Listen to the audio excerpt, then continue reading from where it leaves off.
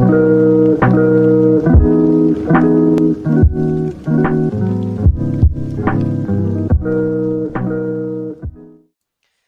guys, what is going on? RedMaster here, and welcome back to another edition of Known Combos. Now I know before you guys, are writing down in the comment section, Red, you already did an Awakening deck. Why are we seeing it again? That is true. I did show an Awakening deck as my first sort of known combo for the channel. However, I did want to kind of bring some attention back to it real quick, because I did mention when I did my patch review video that Awakening decks were going to get slightly stronger. And I did kind of show, or at least I want to show off sort of what I've been working with, or what I believe might be a solid template for Awakening decks moving forward in this patch. So, with that being said, let's go ahead and take a look at this Awakening deck list for the July 2019 patch.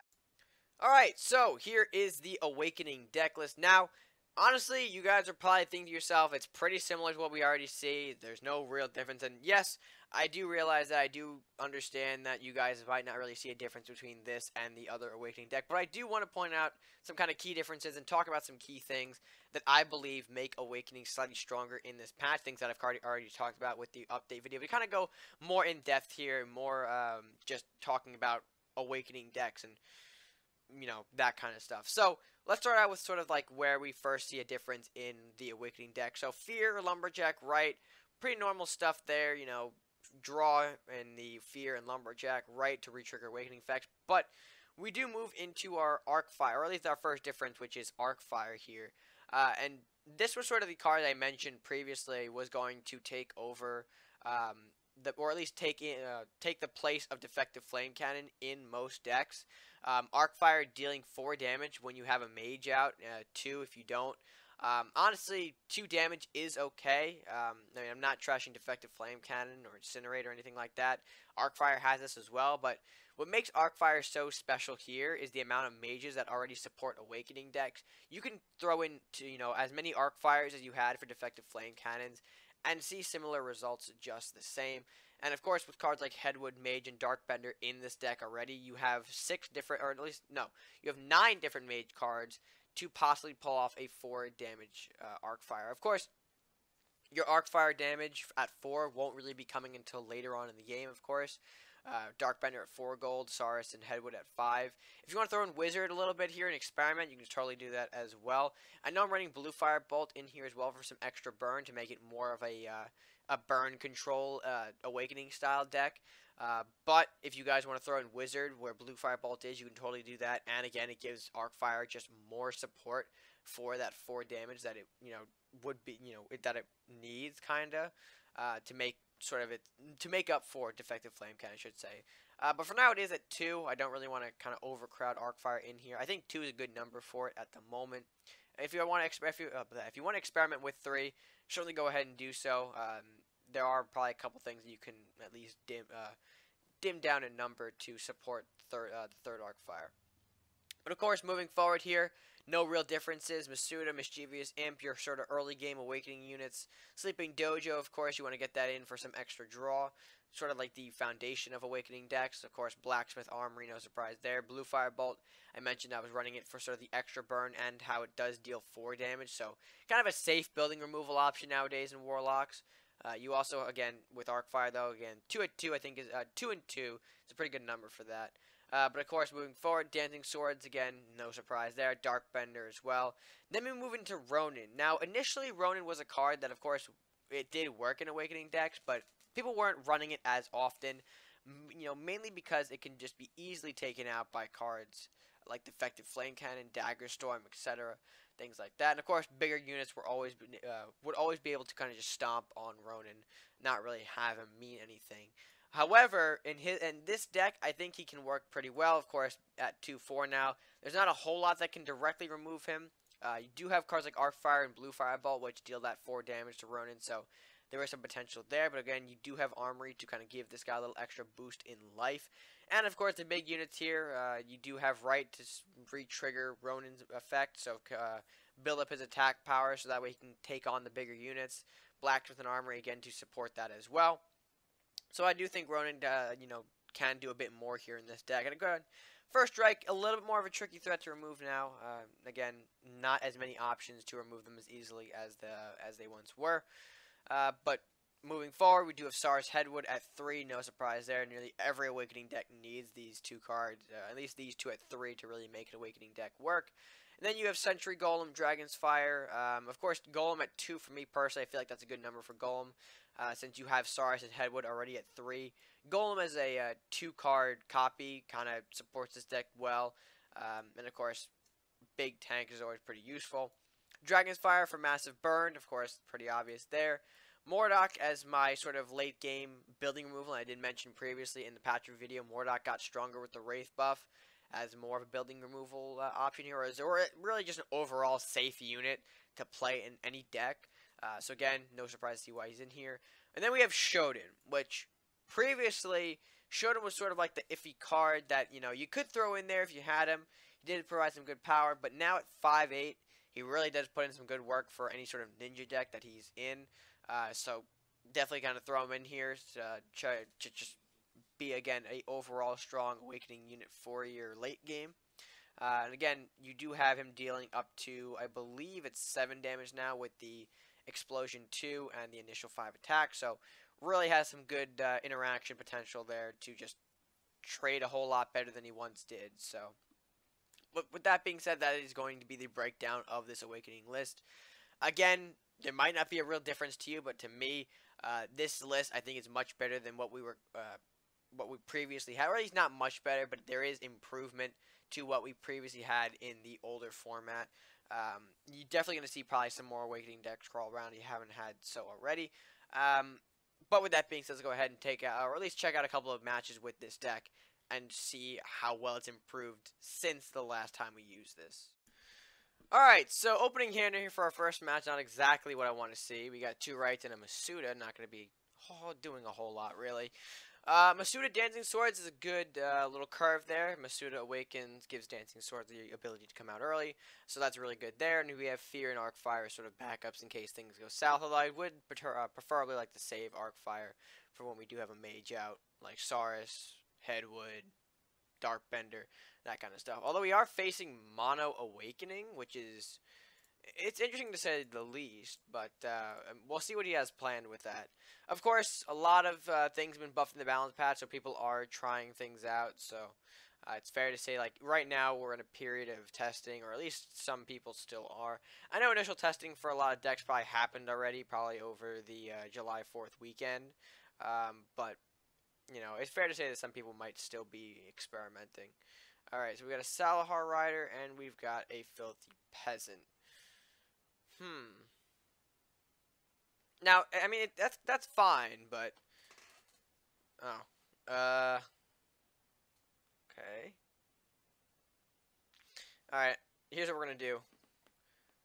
Masuda takes down Salahar Rider up here. We can do a little castle damage, that's fine, but then we'll get Dancing Swords out, so that way we don't have to have Salahar Rider damage affect Dancing Swords, because we do want to keep this guy fairly healthy, because I'm not sure if Filthy Peasant alone is going to take down our Dancing Swords, at least at the moment. And we'll see if he body blocks. If he does body block with 2 units here, we do have a good way to clean it up. Arcfire, this Peasant, then Fear back whatever else he's got, puts us in a decent early lead. Although that would be kind of a waste of the Arcfire. We do have Saurus in our hand now, so now we can get more value out of this Arcfire, hopefully. If something else happens. Blacksmith going to be the card that shows up. He makes the trade. I mean, okay. I kind of see where you're coming from, but also kind of don't. So, I mean, yeah. Anyway, Darkbender going to come up now. We do have the room to summon him. We'll do 7 damage on the castle, bringing the game to 18-13. And now we can definitely get more value out of this Arcfire now that we do have Darkbender on the board. Salahar Soldier going to finish off our swords. Completely fine there. Knight of Flowers. And see, that's a good time for us to at least to show off Arcfire here. Because now we can, of course, just do that. And that's completely taken down. Don't have to worry about that whatsoever. And if we did have only the 2 damage from Arcfire or Defective Flame Cannon, that would not have been a good spot for us. Okay, and he's surrendered. Not sure if that was a deck based around Crusader, Knight of Flowers, but alright, interesting. So, of course, we'll get the quest complete. We'll go ahead and jump into our second matchup. I mean, that was pretty simple stuff. He didn't really seem to have a lot going on in that deck, or at least from what I saw. But anyway, on to match number 2. Hopefully a little more of a showcase coming up. Alright, on to the second match here. We've got, I think that's going to do it. Not Mordock. Lumberjack, Blue Firebolt. Decent starters here. The only difficulty we'll have here, I imagine, is turn 2. Yeah, because there's a weird gap in our starting curve right now, which is alright. I'm not too upset about it. In the meantime, though, I gotta figure out how I'm handling this. I mean, I guess first off, Lumberjack, right? Makes sense.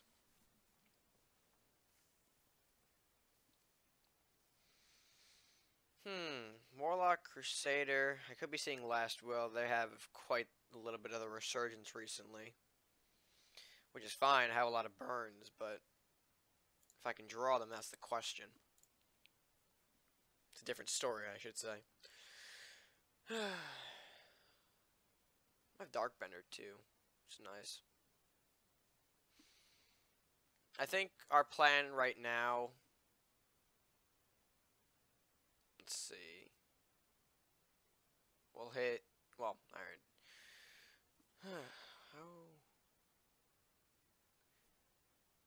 I mean, I'm just hoping for Lumberjack to die, if I'm being honest here, so I can pick up the draw. I don't really see. No, there's Cleric.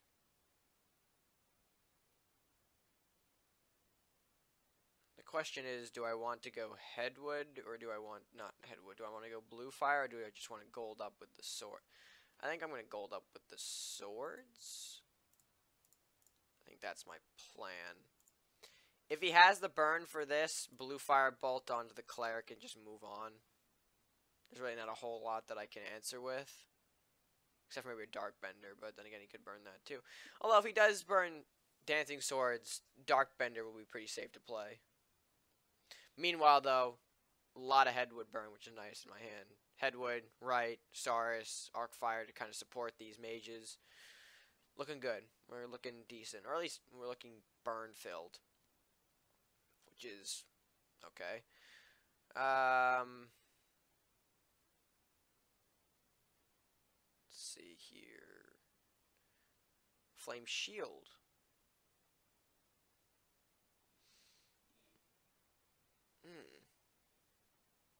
Okay.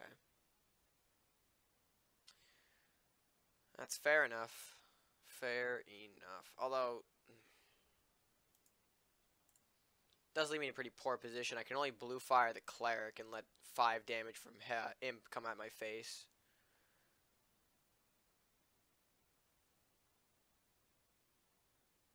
Sniper?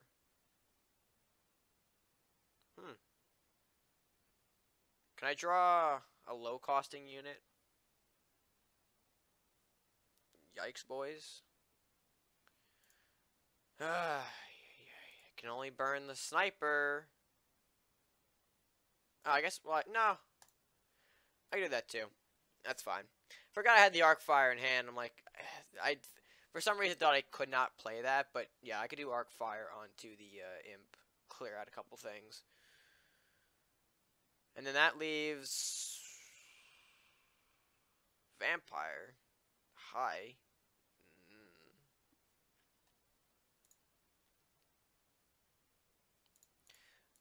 Let's take Sleeping Dojo, put that down here. We're gonna do a right Headwood Darkbender thing. Let's see if he comes in, says hello.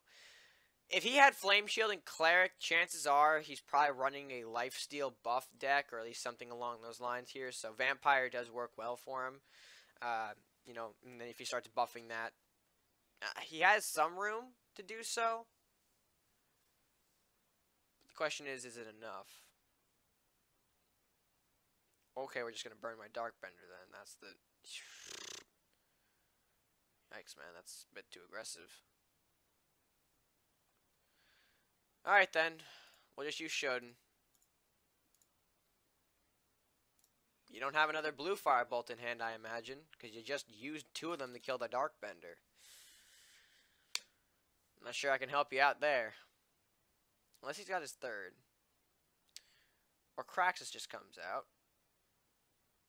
Okay, Thank you, Craxus, for showing up and supporting me.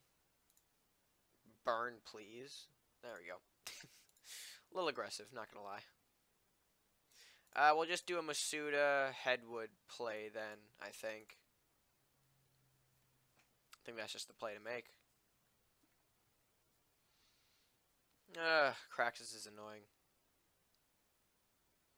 I really do want that card to at least figure out what it's doing. And by the card, I mean Craxus, of course. Ooh, this is some serious Dragon's Fire value. I need one Headwood to hit the Faithful Drake. Nope, okay. Listen, guys, you just let me do... Actually, let's see if I can hit him with this. Oh, hey, it worked. Burn that. Move in. Call that a turn. And then potentially another Headwood Saurus Burst, perhaps? Or at least 2 Headwood Saurus comes out. Big plays happen. That's what I'm going for here. You might need it. Oh, yeah, we might need it.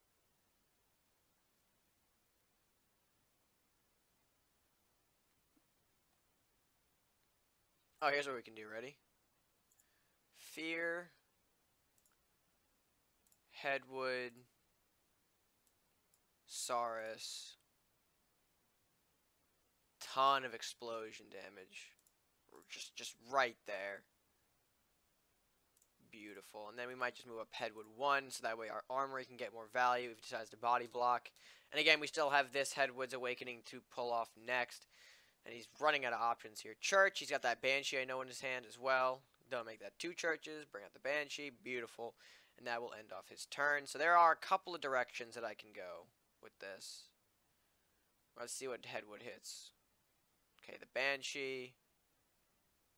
Okay, not what I was hoping for. Let's bring up Armory. Smack 1. He comes out.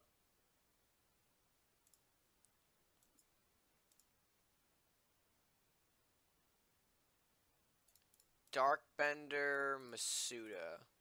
And that should end off the game. He's got a couple of church heals going, but I don't think those are going to really last. Or at least those shouldn't last.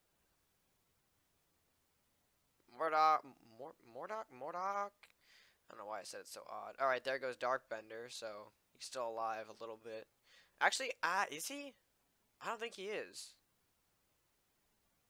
Well, some things have to happen here for him to really come back. Yeah, he goes after the Darkbender as expected. He does take out the Headwood. Not going to be the card to do it. And that's going to end off the game, really. Because I have Blacksmith in hand. Masuda can just fly right over Mordock. Yep, like this. He goes here, he bops that. He comes over Mordock and bops the castle, and that's actually game. Alright, not bad for our second one, demonstrating kind of the Headwood burn. Again, kind of similar to what Awakening was doing there previously. I didn't really get to show off the Ronin, though, in that matchup, which I did want to eventually. Just wasn't the card that or at least we didn't have an opportune time to play it, I should say. We ended up relying on Headwood a lot for that one. But still, overall, 2 really solid matches to demonstrate Awakening's kind of new potential in this new format, or at least in this new sort of balance patch. Because I do believe that they have become a slightly stronger deck. Changes to Shoden, changes to Shoden, and Ronin, probably the 2 big ones there, plus the inclusion of Arcfire in place of Defective Flame Cannon really helps bring this new Awakening deck together. I do feel like it will be a powerful contender moving forward, going alongside some of the more top-tier decks that we already currently see at the top, things like Greed, Last Will, etc., etc. It has some really... or has a really good chance to kind of diversify the competitive scene a bit further. And with that being said, guys, that's going to do it for this edition of Known Combos. Let me know what you guys thought of the video by giving it a like if you enjoyed, share it with your friends, and of course hitting that subscribe button if you are new or haven't done so already. Do help show your support to the channel. And leave me a comment down below what you guys thought of the deck, or my thoughts regarding the Awakening, and if you believe it's going to grow stronger and work well with this new balance patch. I want to hear your thoughts again in the comment section below. And with that being said, guys, that's going to do it for me for now. So until next time, stay gaming.